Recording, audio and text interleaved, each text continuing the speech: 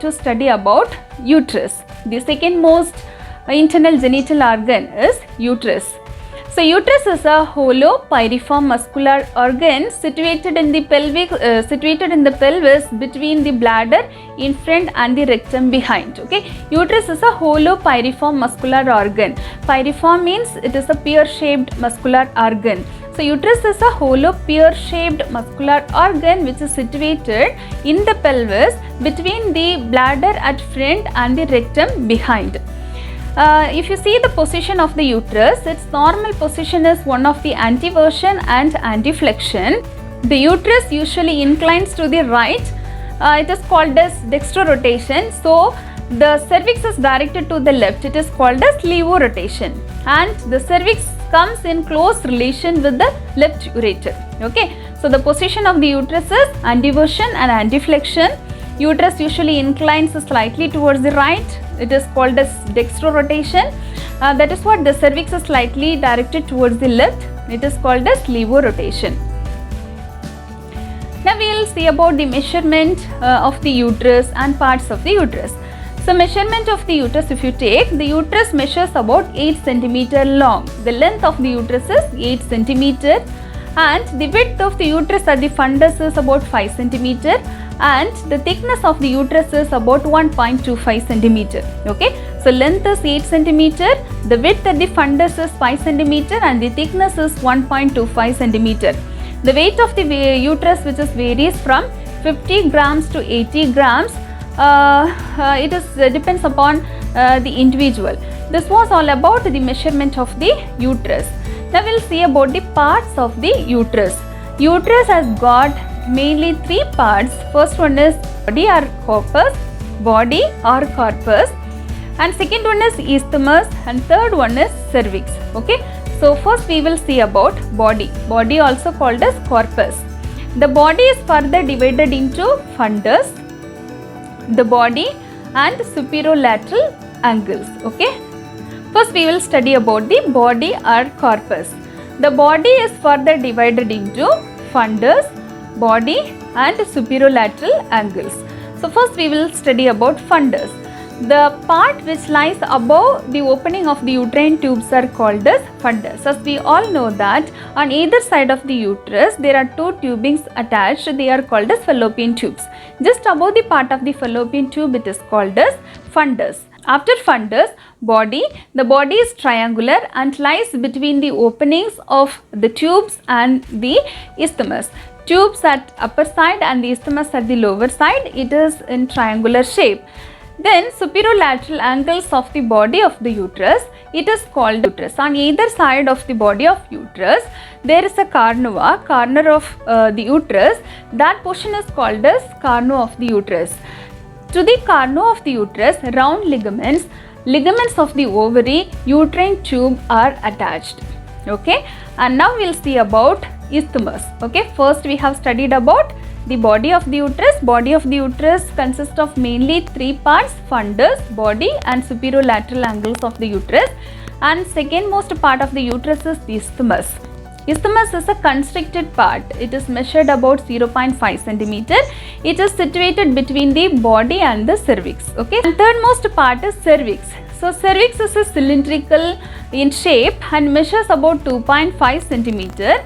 It extends from the isthmus and ends at the external arch which is opens into the vagina. So cervix, it is cylindrical in shape. It is about 2.5 cm in length and it is extending from the isthmus and it opens into the vagina. Now we will see about the cavity of the uterus. The cavity of the uterine body is triangular with the base above and the apex below.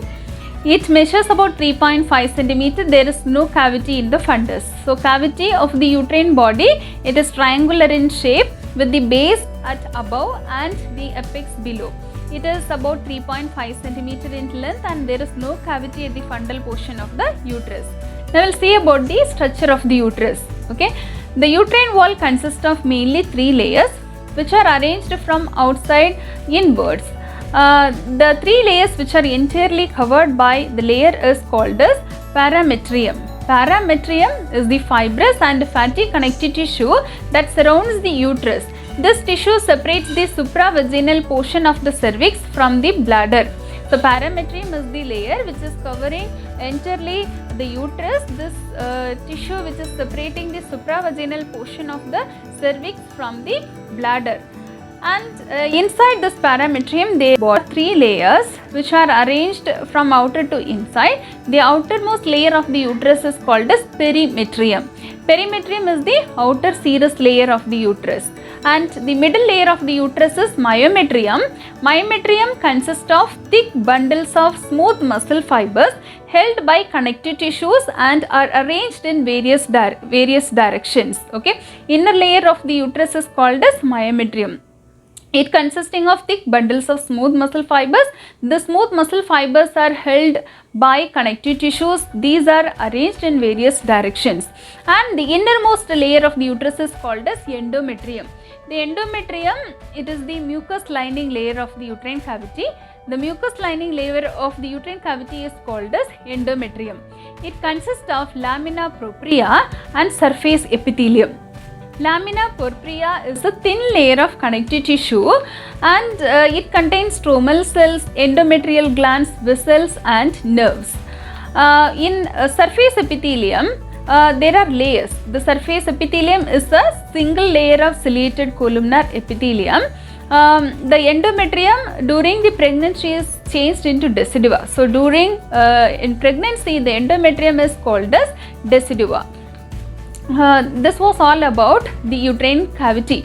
And now coming to the cervix. The cervix is composed of mainly fibrous connective tissues and smooth muscle fibers. Cervix is lined by fibrous connective tissue and smooth muscle fibers. The vaginal part of the cervix is lined by stratified squamous epithelium.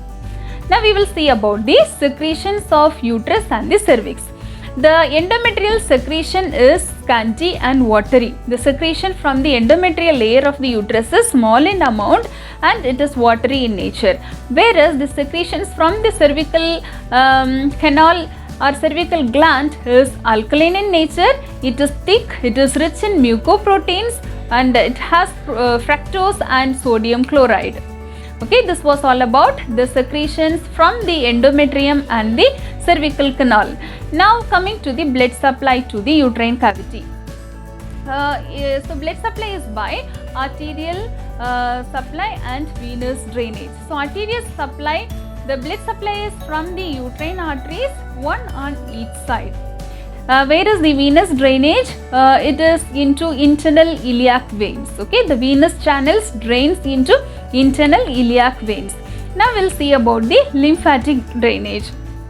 So from the fundus and upper part of the body of the uterus, the lymphatics drain into pre-aortic and lateral aortic groups of glands. Okay, the upper part of the body of uterus and fundus, lymphatic drainage takes place into pre-aortic and lateral aortic groups of glands. Then carnua of the portion of uterus drains into superficial inguinal glands. The lower part of the body of uterus drains into external iliac groups. Then cervix. If you take cervix, on each side the lymphatic drains into external iliac, obturator lymph nodes. Second is internal iliac groups. Third one is sacral groups. Okay, so in cervix, lymphatic drains into external iliac and obturator lymph nodes, then internal iliac groups and sacral groups of lymph nodes.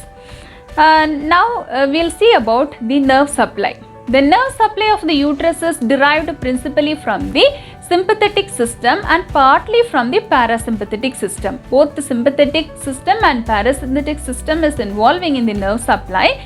Sympathetic components of nerve fibers are from T5 and T6 and T10 to L1 spinal segments. Okay, the nerve fibers which are runs between thoracic spine T5 and thoracic spine 6 and T10 to L1 lumbar spinal segments are mainly contributing in nerve supply.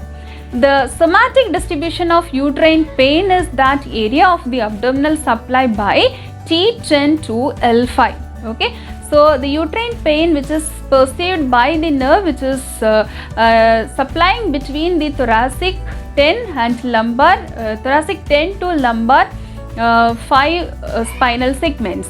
The parasympathetic system is represented on either side by pelvic nerve, which consists of both motor and sensory fibers from S2, S3 and S4 spinal segments. Okay, first we have discussed about sympathetic nervous system supply, and parasympathetic system is represented on either side by the pelvic nerve, which consists of both motor and sensory fibers, which runs from S2 that is sacral spinal segment, S2, S3 and S4 spinal segments. Okay, so this was all about the nerve supply. So in uterus we have studied what is uterus, about the measurement of the uterus, the parts of the uterus, layers of the uterus, secretion from the uterus, blood supply, nerve supply and lymphatic drainage. Okay, so in this video I have explained about uterus. The rest will be covered in my next video. Till then, signing off, Hemlata.